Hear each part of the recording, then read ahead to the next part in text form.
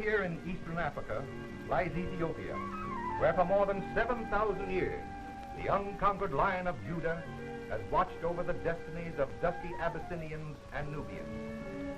From Addis Ababa, where Haile Selassie was crowned emperor, it is 3,500 miles by airplane to Morocco on the northwest coast of Africa. For centuries, the highlands of Morocco have been the home of the fierce Berbers, forebears of the Moors who once conquered Spain.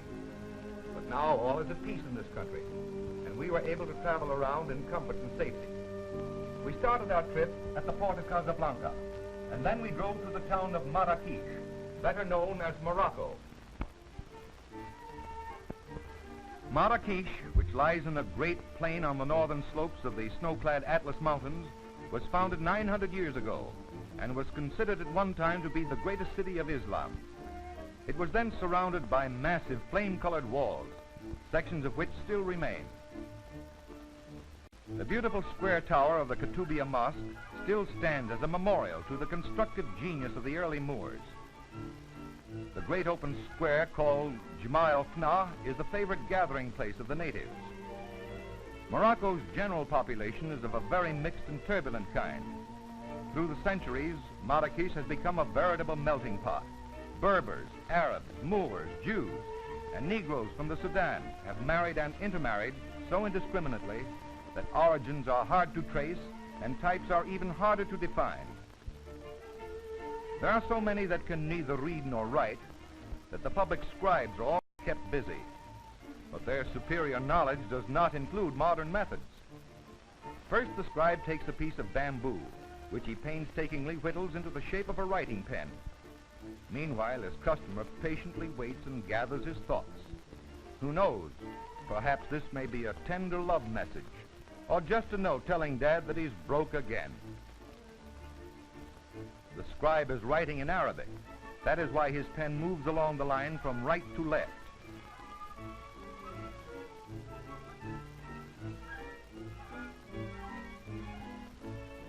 Marbles, a game that belongs to the kids of the entire world. Its origin is lost in the mists of antiquity. In the British Museum, they exhibit marbles that were used by Egyptian and Roman children more than 2,000 years ago, just as these youngsters of Marrakech are knuckling down and shooting their toys in their alleys.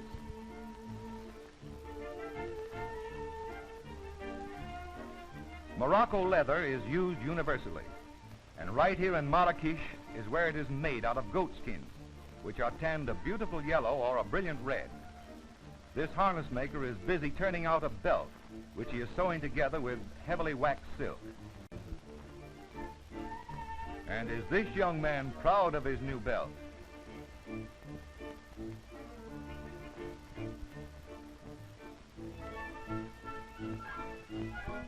Turn around there, son. Let's take a look at the back.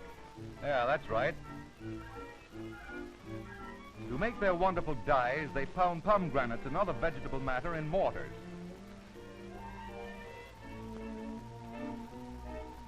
The silk industry is an important one here, and this is how they do their dyeing.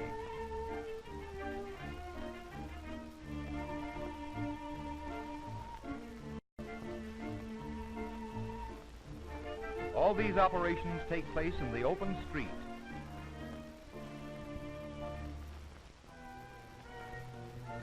Morocco is sometimes visited by that terrible and most ancient of plagues, one that the ingenuity of man has not yet been able to eradicate, the plague of the all-devouring locusts, the same plague that was visited upon a stony-hearted Pharaoh in the days of Moses. The locusts you see here are nymphs. They are young, their wings have not yet grown. Once they are able to fly, nothing can stop them. They breed in dry, arid soil and have to go hunting for their food. They travel in such enormous swarms that they even shut off the sunlight from the land over which they fly. When they alight, they strip the earth bare of all vegetable matter. They eat every blade of grass, every leaf on every tree or bush, leaving utter desolation in their wake. Even when young and wingless, they do not scatter. They follow a definite direction. This permits the natives to dig long ditches across their line of march. The ditches are filled with water and the locusts drown. Another way of getting rid of them is to drive them toward big heaps of dry straw in which the young locusts try to hide. The straw is then set on fire. As far as we can discover, the Arabs are the only ones that have found a use for locusts.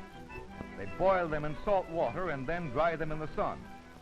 They taste like stale shrimps, but the Arabs enjoy eating them. And by the way, did you ever eat a stale shrimp?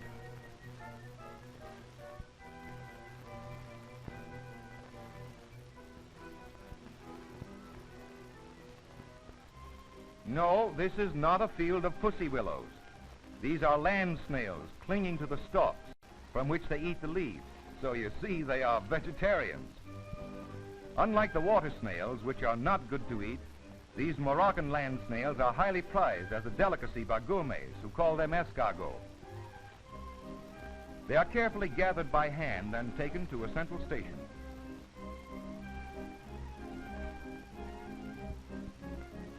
Here they are sorted according to size and quality.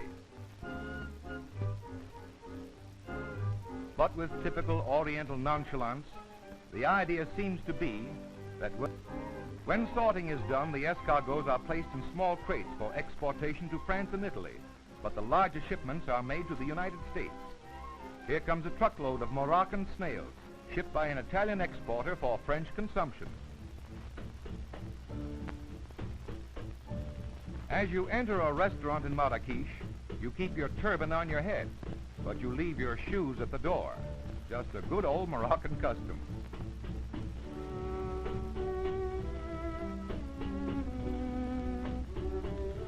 As they don't have chairs, they just squat tailor fashion on cushions.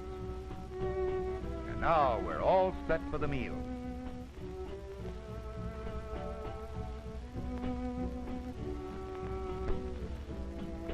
That's goat's meat, served on an earthen platter with a straw bonnet.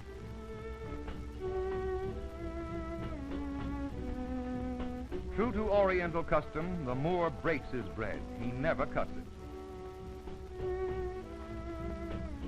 First, he must be sure that the sauce is up to standard.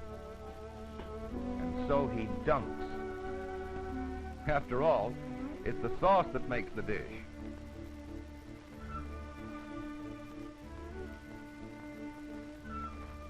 Here's a practical demonstration of the old saying, fingers were made before forks.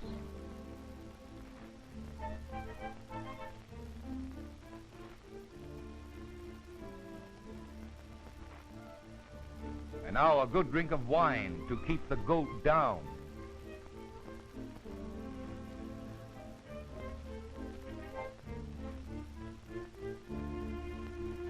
No finger bowls in Marrakech.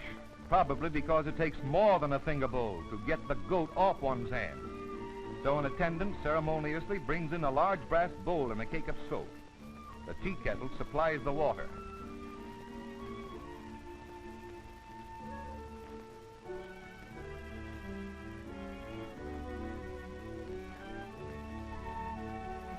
Then they dry their hands with the same cloth that served as a community napkin during the meal. The proceeding is not very aesthetic, of course, but it seems practical.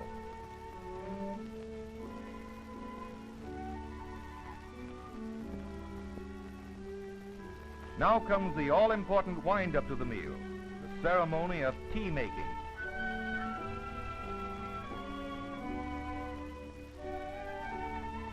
First, a little boiling water, just enough to open the tea leaves.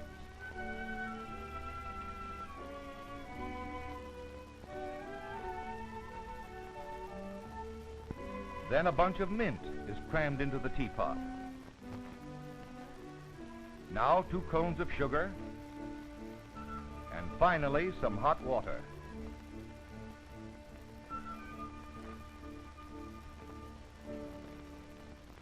There, that will do. Morocco has many other interesting sights and customs. Someday we will visit the humble tillers of the soil in the upper reaches of the Atlas Mountains. We'll meet more of its interesting people and investigate other industries. It's well worth a return visit. Until then, Allah be with you.